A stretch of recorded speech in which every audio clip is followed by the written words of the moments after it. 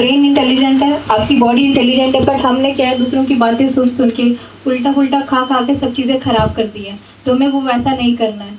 जब भी हम कोई चीज़ खाते हैं सबसे पहले हम यही बोलते हैं कि आपने कुछ भी खाओ, आपने एक तो छोटी से छोटी बाइट लेनी है।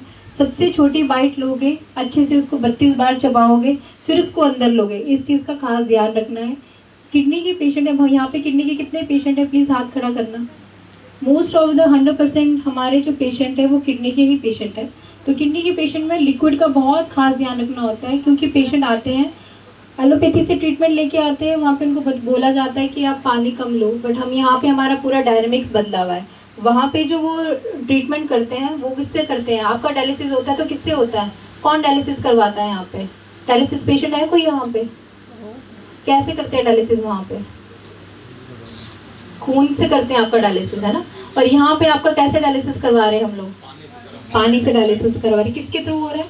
स्किन के थ्रू हो रहा है। तो जो उनका ट्रीटमेंट है वो बहुत अलग है और जो हमारा ट्रीटमेंट है वो बहुत अलग है। वैसे ही आपका जो खाने का है वो बहुत आपको अलग तरीके से बताएंगे और हम आपको बहुत अलग तरीके से बताएंगे। वैसे ही हमारी जो बॉडी है वो बहुत ज़्यादा इंटेलिजेंट है, उसको पता है कि उसको क्या करना है, पर हम उसको करने ही नहीं देते हैं वो। तो जब हमारा क्रैट बढ़ता है, क्रैट क्या है? हमारा मसल का वेस्ट है, ठीक है। बेसिकली क्या है क्रैट? मसल वेस्ट है। यूरिया क्या है? हमारा लीवर का वेस्ट है। तो जो हमारा जब हम करवाते हैं, आपको टब में बिठाते हैं, इसमें जो हमारे टॉक्सिन्स है वो ना बाहर की तरफ धक्का मार रहे हैं, गंद को बाहर की तरफ निकालने की कोशिश कर रहे हैं, तो वो ब्लड में जा रहा है। अब जब आप सैंपल लेते हो तो आप ब्लड से सैंपल लेते हो, तो उसमें तो जब उसने बाहर की तरफ किसी चीज़ में धक्का लगाना है और आप सैंपल ले रहे हो ब्लड की तरफ और पूरी बॉडी में हमारे ब्लड घूम रहा है, तो वो तो ऑटोमेटिकली क्रैट बढ़ा हुआ ही आएगा आपको नज़र, ठीक है। अगर तो हमने कम, अगर देखो छोटी छोटी सी बातें, छोटे छोटे से ये टिप्स है। अब जैसे डॉक्टर अनु भी है, वो भी आपको एग्जांपल देते हैं कि अगर आप रोज़ जो कपड़े हैं वो धो रहे हो, किससे धो रहे हो? मशीन से धो रहे हो। आपको आदत, आपकी बॉडी को आदत हो गई है कि हमने कपड़े तो मशीन से धोने हैं, ईजी होता है, कपड़ा उठाया मशीन में डाला और धुल जाता है। हमने अपने शरीर से तो काम ही नहीं करवाया, ना हमने हाथ लगाए हैं ना कुछ किया है, सारा तो मशीन काम कर रही है। और हम एक टाइम पे ऐसे होते हैं जब हमने धोने भी है ना, तभी हमें सोचते कौन धोए, क्या करे, इस मशीन में डालो, दो कपड़ों को भी मशीन में डाल के धोना शुरू कर देते हैं। हमारी बॉडी लेजी हो जाती है, स्लगिश हो जाती है, हम करवाना ही नहीं चाहते अपनी बॉडी से काम, और एक टाइम पे होता है बॉडी काम करना ही बंद कर देती है। वैसे ही किडनी का काम क्या? फिल्ट्रेशन का काम है। अब हम जब इतने डिपेंडेंट हो जाते हैं डायलिसिस पे, हमारा फिल्ट्रेशन ही प्रॉपर नहीं हो रहा और हम बिल्कुल डिपेंड हो गए हैं किसके ऊपर? डायलिसिस के ऊपर। वही फिल्ट्रेशन कर रहा है, वही मशीन ने काम कर रही है, हम अपने शरीर से तो काम करवा ही नहीं रहे हैं, वो पूरी उसके ऊपर डिपेंड हो गई है। तो मशीन तो मना ही करेगी, वो तो ऐसा होगा, हमारे जो अंदर की मशीन है वो तो बोलेगी कि अब हमने करवाना ही नहीं है। तो हमने अपनी बॉडी को उन चीज़ों की आदत नहीं डलवानी है, हमने उस चीज़ों की आदत डलवानी है जिससे हमारे को फ्रूटफुल रहे।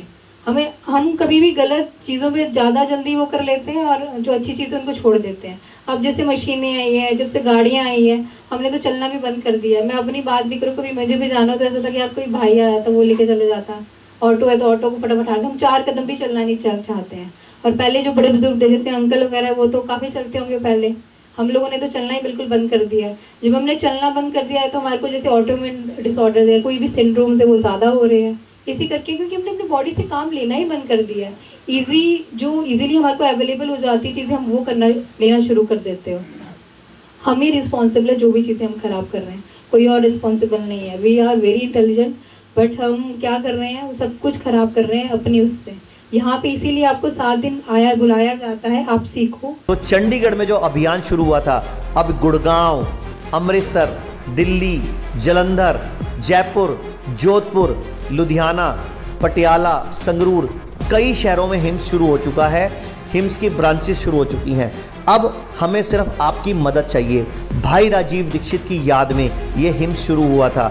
भाई राजीव दीक्षित चाहते थे पूरे विश्व में आयुर्वेद का डंका बचे, आयुर्वेद की वजह से भारत विश्व गुरु बने। हमें आपकी मदद चाहिए। हर किडनी पेशेंट, लीवर फेल के पेशेंट और कैंसर के पेशेंट तक इस वीडियो को पहुंचाइए और भारत को विश्व गुरु बनाने में हमारी मदद कीजिए। धन्यवाद। जय हिंद।